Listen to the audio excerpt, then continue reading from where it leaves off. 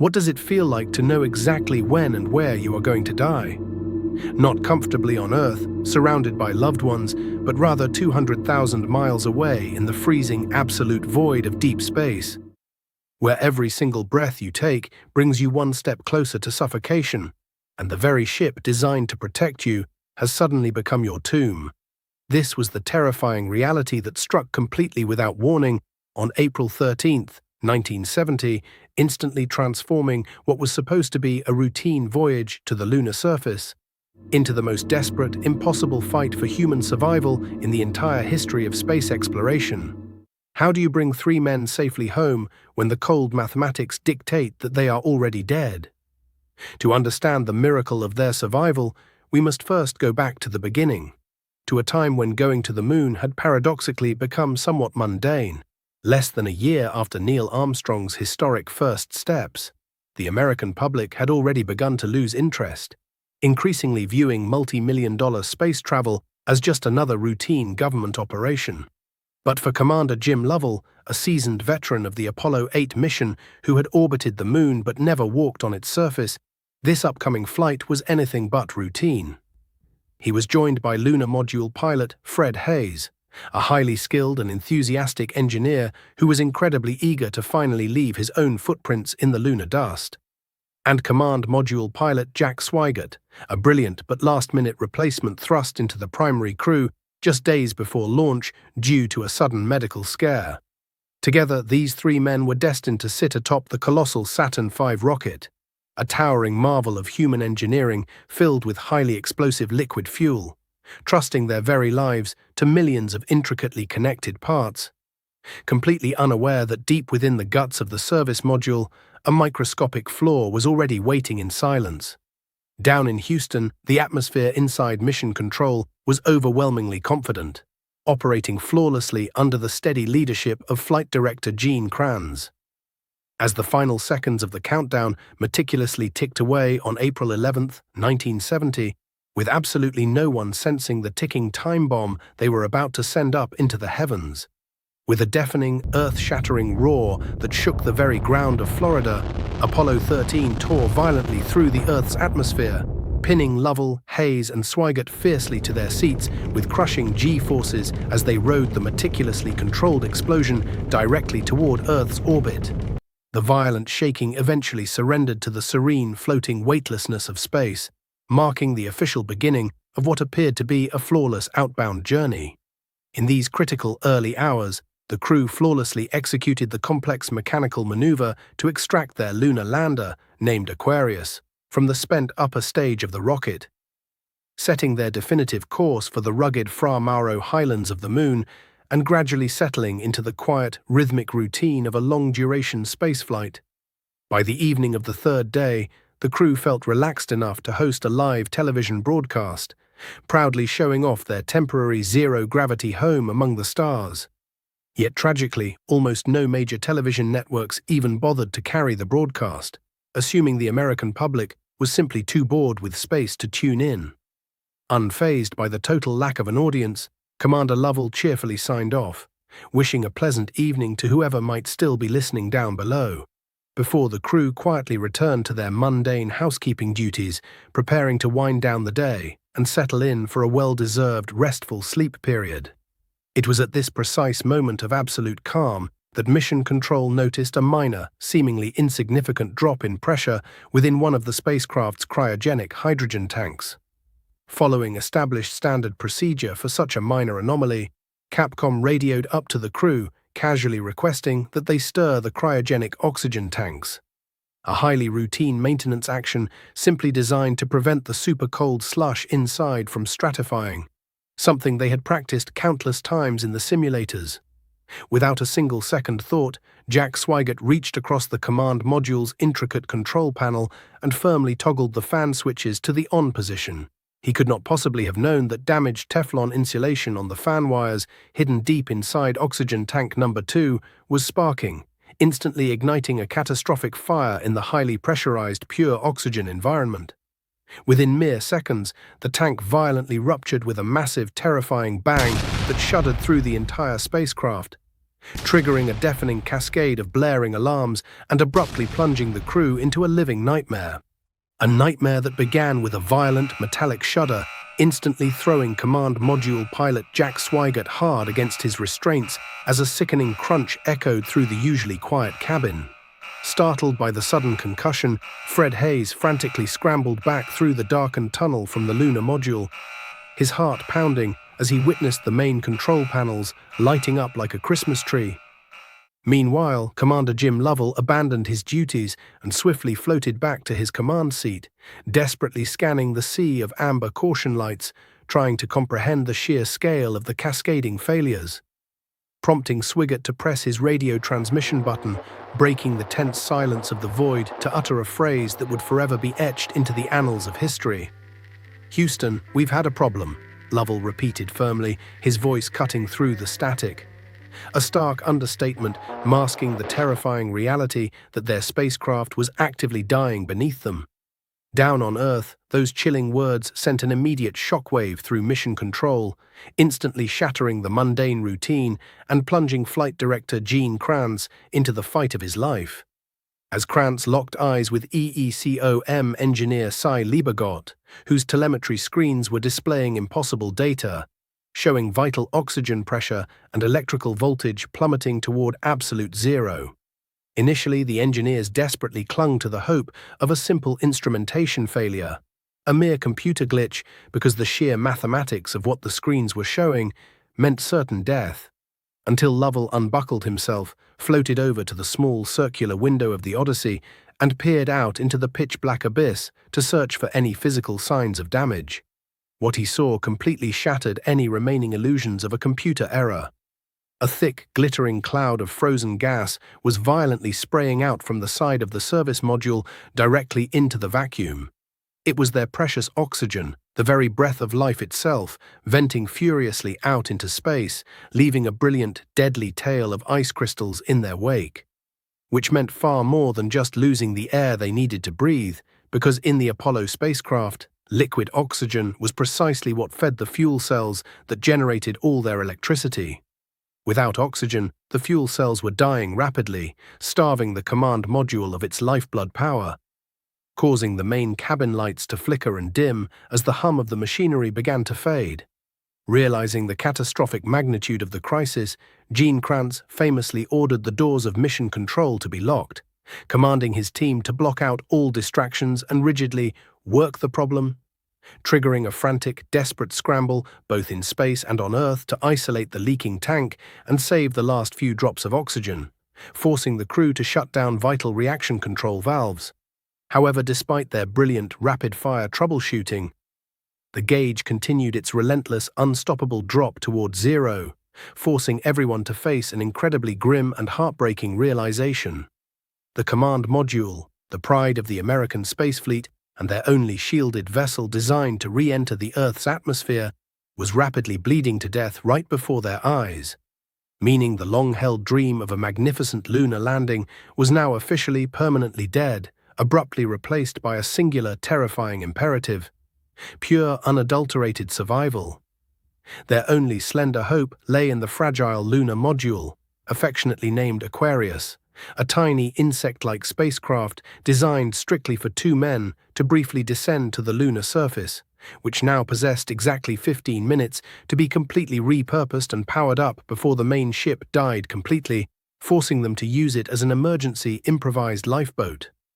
A race against the clock immediately ensued, with Swigert and Lovell frantically scribbling down complex mathematical guidance coordinates from the dying navigation computer with a simple pencil and paper, while Haise brutally forced his way through the cramped, cluttered tunnel into the freezing, unpowered Aquarius, desperately flipping switches blindly in the pitch-dark cabin, forcing a delicate, highly intricate activation sequence that was meant to take 2 full days into a condensed, reckless 15-minute sprint, praying that the sudden surge of electricity wouldn't short-circuit the fragile systems. As the vital power successfully transferred to the lifeboat, the internal heaters of the main ship were killed permanently, allowing the brutal, absolute zero cold of deep space to begin seeping ominously through the thin metal walls. Remaining behind in the Odyssey to execute the final heartbreaking shutdown procedures, Jack Swigert solemnly switched off the main power buses, severing the ship's last mechanical pulse. Plunging the once proud command module into total, sepulchral darkness and profound silence, transforming it instantly into a cold, dead, drifting tomb, physically tethered to their only sanctuary. Now violently crammed together inside a claustrophobic, phone booth-sized capsule engineered for only 2 occupants, the 3 men faced an entirely new and devastating reality.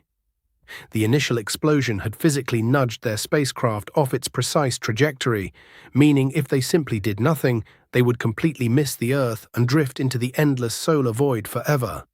To solve this terrifying navigation error, Mission Control frantically calculated a brilliant, high-stakes maneuver known as a free return trajectory,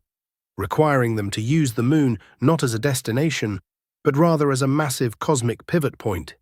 Intending to fly around its dark side and utilize its immense gravity as a giant celestial slingshot that represented their only possible ticket back home. A daring, high-stakes orbital maneuver that demanded absolute navigational precision from the severely crippled ship. Using the lunar module's delicate descent engine, which was originally engineered for a gentle lunar touchdown and never designed to execute such a massive critical course correction. Plunging the spacecraft into the total terrifying radio blackout of the Moon's far side, where they were entirely cut off from the desperate engineers on Earth, leaving Gene Kranz and his exhausted team to agonizingly stare at the static screens,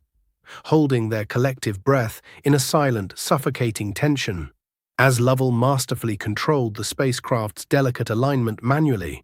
staring intensely through the glowing crosshairs of the optical sight while the engine roared to life in the absolute vacuum, until the glorious, triumphant crackle of static finally broke the agonizing silence over the radio, confirming the celestial slingshot maneuver had been perfectly executed, allowing the 3 men a fleeting, bittersweet moment to gaze down at the desolate, heavily cratered lunar surface sweeping majestically just miles beneath their feet. Especially for Fred Haise, who stared longingly at the rugged Fra Mauro highlands, the precise destination he had trained so rigorously to explore, now forever out of his reach, before their collective gaze inevitably shifted toward the tiny, fragile blue marble rising spectacularly over the barren lunar horizon, representing their distant, desperately needed sanctuary. But this brief moment of cosmic awe was rapidly eclipsed by the creeping, insidious reality of their harsh new environment, as the internal temperature of the crippled ship began to violently plummet. Because every single precious watt of remaining electricity had to be brutally conserved for the final re-entry procedure, forcing the shivering crew to power down everything except the absolute bare essentials, transforming the tiny spacecraft into a floating, merciless meat locker where the temperature quickly dropped to near freezing, causing their exhaled breath to instantly crystallize in the dead air, making restful sleep utterly impossible as violent, uncontrollable shivers racked their exhausted bodies, while the freezing condensation began coating the complex instrument panels with a highly dangerous layer of frost. Yet, as brutal and physically draining as the biting cold was, an even more silent and lethal threat was steadily accumulating in the claustrophobic, completely sealed atmosphere of the Aquarius. Since with every single labored breath the 3 men took, they were unwittingly filling their microscopic lifeboat with toxic, invisible carbon dioxide gas. Because the lunar module's delicate environmental life support system was strictly engineered to support merely 2 men for a maximum of 2 days, not 3 full-grown men for 4 agonizing days. And as the digital gauge steadily and relentlessly climbed past the lethal threshold, the suffocating gas threatened to silently poison them, inducing severe headaches long before they ever reached the Earth's atmosphere. The dead Odyssey command module actually possessed plenty of fresh chemical scrubbers to clean the tainted air, but there was a catastrophic, seemingly insurmountable design flaw blocking their use. The life-saving lithium hydroxide canisters in the dying command module were shaped like rigid squares, while the receiving receptacles in the lunar module were entirely round, creating an impossible geometric puzzle that forced the brilliant engineers back in Houston to frantically dump identical miscellaneous spacecraft parts onto a cluttered table, desperately trying to figure out how to perfectly fit a square peg into a round hole using absolutely nothing but plastic storage bags, stiff cardboard torn from flight manuals, and ubiquitous grey duct tape. Working at a feverish, breathless pace, they ingeniously MacGyvered a bizarre-looking, rudimentary contraption that strongly resembled a crude, makeshift cardboard mailbox, prompting Capcom to immediately radio up the incredibly complex step-by-step assembly instructions, deliberately reading them slowly and methodically to ensure the exhausted, oxygen-deprived crew made no mistakes. As Swigert and Haise, their fingers numb and devastatingly clumsy from the biting cold, carefully tore apart the thick covers of their vital flight plans and ripped specific pieces of plastic, meticulously taping the seemingly random assortment of space garbage together, heavily relying on the structural integrity of the sticky duct tape to absolutely seal the vital pressurized airflow, before tightly wedging the heavy square command module filter into the improvised cardboard sleeve and aggressively attaching a ribbed lunar module vacuum hose directly to the other end, creating a surreal, bizarrely constructed lifeline that Lovell finally plugged into the spacecraft's internal air circulation system, nervously flipping the metallic fan switch to immediately power it on. And almost instantaneously, the terrifyingly high carbon dioxide readings halted their lethal climb, beginning a rapid, steady, and incredibly beautiful plunge back down to completely safe human levels, washing a massive, palpable wave of pure relief over both the shivering astronauts floating in the dark capsule and the completely exhausted, sweating engineers down in Houston, proving unequivocally that human ingenuity could indeed conquer the impossible. Yet Earth still remained a hauntingly distant, freezing 90,000 miles away, and their terrifying trials were far from over, because as the crippled spacecraft coasted through the silent, unforgiving void, a terrifying new complication was quietly unfolding without triggering a single alarm. When the meticulous trajectory engineers in Mission Control noticed a highly disturbing deviation on their tracking screens, revealing that the spacecraft's flight path was mysteriously shallowing out, drifting dangerously high above the incredibly narrow 2-degree re-entry corridor, an absolute mathematical sweet spot that was strictly required to safely penetrate the Earth's thick atmosphere, meaning that if they didn't manually steepen their angle immediately, they would violently skip off the Earth's atmosphere like a flat stone skipping across a pond, and be permanently banished into the highly irradiated, inescapable depths of the solar system, condemning the three men to a slow, agonizing death in the vast emptiness. To execute this absolutely critical course correction, Commander Lovell faced an unprecedented, monumental challenge, since the sophisticated guidance computer had been completely powered down, in a desperate bid to conserve their severely limited battery life, forcing him to manually fly the unwieldy coupled spacecraft, using nothing but the Earth's terminator line, the stark boundary between day and night, as a crude, rudimentary visual reference, taking the heavy manual control sticks in his freezing, stiff hands, while peering intensely through the optical crosshairs etched into the window, with Swigert closely monitoring the vital ignition timing with a simple mechanical wristwatch, and Haise barking out precise pitch and yaw numbers to keep the heavy ship from tumbling out of control. Lovell aggressively fired the descent engine for a grueling, nerve-wracking 14 seconds, sending a violent, bone-rattling vibration tearing through the fragile, frozen cabin, requiring absolute superhuman concentration to physically muscle the drifting spacecraft and keep the Earth's illuminated horizon perfectly centered in his sights, while the engine roared in the vacuum. When the violent rumbling finally ceased and the engine safely shut down exactly on the mark, a massive collective sigh of relief was almost palpable among the crew, as Mission Control's tracking data swiftly confirmed that the manual burn had been flawlessly executed, miraculously placing them right back into the dead center of the safe return corridor. Yet despite this phenomenal display of raw piloting skill under unimaginable pressure, the sheer physical and psychological toll of the ordeal was beginning to brutally manifest itself, especially since the crew was severely rationing their drinking water, fully aware that the spacecraft's delicate electronic cooling systems desperately needed every single drop to survive the fiery re-entry. This extreme, deliberate dehydration, combined with the freezing, near-zero temperatures of the darkened cabin, created the perfect, devastating storm for Fred Haise, who suddenly developed a crippling, highly painful urinary tract infection, sending a fiery, debilitating fever coursing fiercely through his completely exhausted, weakened body, forcing him to endure agonizing, uncontrollable chills without any proper medical supplies, antibiotics, or heating, leaving Commander Lovell feeling utterly helpless, as he was forced to silently watch his close friend and resilient crewmate rapidly deteriorate in the harsh, unforgiving and biting grip of their makeshift lifeboat. Meanwhile, Jack Swigert was fighting his own terrifying, silent battle in the adjacent Dead Odyssey module, constantly wiping away the thick, freezing condensation that was relentlessly forming on every single control panel, harboring a deep, unspoken terror that when the time finally came to power the frozen ship back up, the sudden surge of electricity rushing through the melting ice would instantly cause a massive, catastrophic electrical short-circuit, sparking a deadly fire that would finish what the oxygen tank explosion had started. As hours painfully bled into days, the tiny blue speck of Earth gradually swelled into a massive, brilliantly colored sphere dominating their frosted, tiny windows,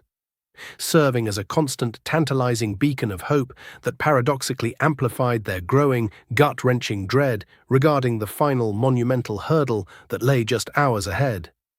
Down in Houston, brilliant engineers had been working around the clock, utterly deprived of sleep, desperately trying to write an entirely new, never-before-tested power-up procedure, heavily relying on Ken Mattingly, the original command module pilot who had been grounded just days before launch, who was now locked inside a freezing, fully darkened simulator on Earth,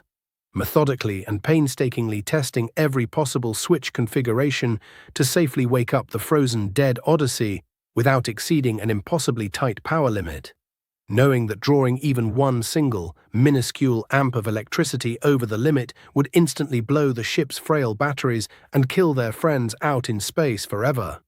Against all conceivable odds, Mattingly and the ground team miraculously finalized a highly unorthodox power-sipping sequence just as Apollo 13 rapidly accelerated into the Earth's immense gravitational pull, setting the ultimate stage for the most dangerous, terrifying, and completely unprecedented re-entry sequence ever attempted in the entire history of human spaceflight. A sequence that officially began with the perilous, highly anticipated physical separation from their severely crippled service module, as Swigert firmly triggered the explosive bolts, sending a violent shockwave through the cabin that finally severed the dead weight holding them back, allowing the crew their very first horrifying glimpse of the catastrophic damage as the ruined cylindrical hull slowly tumbled away into the dark, revealing a massive, jagged hole torn violently into its side, with shredded metal panels and completely destroyed internal components dangling out into the vacuum. A deeply chilling sight that prompted Lovell and Haise to scramble for their cameras, frantically snapping photographs of the devastation to bring back to the stunned engineers on Earth, before they had to forcefully tear their eyes away and aggressively focus on the terrifying, sweat-inducing process of waking up the completely frozen, moisture-soaked Odyssey, where Swigert, holding his breath and praying silently against a lethal electrical fire, gingerly flipped the first set of cold, frost-covered power breakers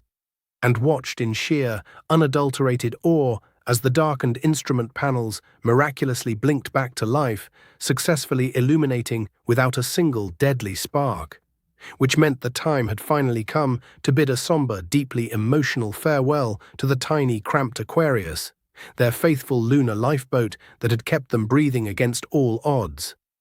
prompting the three men to firmly secure the heavy metallic hatch between the two ships for the absolute last time, sealing their ultimate fate inside the command module, before firing the final set of explosive charges that violently pushed the brave little lunar module away, condemning it to burn up high in the Earth's atmosphere, while they watched it shrink into a tiny distant star, leaving the three astronauts utterly alone and barreling toward the thickening blue atmosphere at a blistering 25,000 miles per hour. a terrifying velocity that caused the friction outside to rapidly build, violently slamming into the blunt bottom of their heat shield as they officially entered the fiery envelope, which immediately triggered a bizarre, unexpected phenomenon inside the freezing cabin, as the sudden crushing return of gravity caused the thick layers of frozen condensation to abruptly melt, literally raining freezing water down heavily onto the incredibly tense crew and the fully powered, highly sensitive electrical panels as they braced for the brutal deceleration. While outside, the violent friction brutally transformed the surrounding air into a blistering superheated wall of blinding pink and orange plasma that completely engulfed the tiny cone-shaped capsule in a roaring 4,000-degree inferno, forcing the heat shield to actively char, melt, and peel away, while the sheer, crushing G-forces violently pinned the physically exhausted, dehydrated men deep into their couches, making it incredibly difficult to even draw a single shallow breath, and naturally creating a dense, impenetrable sheath of ionized gas entirely around the plummeting spacecraft, immediately severing all radio communications with the ground, plunging mission control into the most agonizing, heart-stopping radio blackout in NASA's history, as Gene Kranz and his team stared blankly at the dead, static-filled screens, acutely aware that if the initial oxygen tank explosion had silently cracked their fragile heat shield, the superheated plasma would easily burn through the hull and instantly incinerate the crew, a terrifying, unspoken fear that hung heavily in the dead silence of the room as the large digital clock slowly ticked past the standard 3-minute mark for normal re-entries, and then agonizingly stretched past the 4-minute mark, causing highly disciplined engineers to openly weep, nervously bite their nails, and quietly bow their heads in desperate prayer, as Capcom Joe Kerwin repeatedly and fruitlessly called out into the deafening void of static, desperately pleading, "Odyssey, Houston standing by, over," with absolutely no response, until right at the absolute breaking point of human endurance, when all hope seemed entirely lost to the unforgiving flames of re-entry, a faint, heavily distorted crackle suddenly broke through the crushing static, followed by Swigert's calm, profoundly beautiful voice reporting, "Okay, Joe," sending an immediate explosive shockwave of pure, unbridled euphoria tearing through the entire mission control room as scientists violently cheered, hugged, and wept openly, just as the massive, glorious sight of 3 enormous orange and white parachutes violently blossomed open against the clear blue sky, abruptly slowing their terrifying descent, and gently guiding the scorched, heavily battered capsule down to a triumphant, life-saving splashdown in the warm, welcoming waters of the South Pacific Ocean, cementing Apollo 13 forever, not as a tragic disaster, but as humanity's most magnificent defining hour of brilliant ingenuity, unwavering courage, and the absolute ultimate successful failure.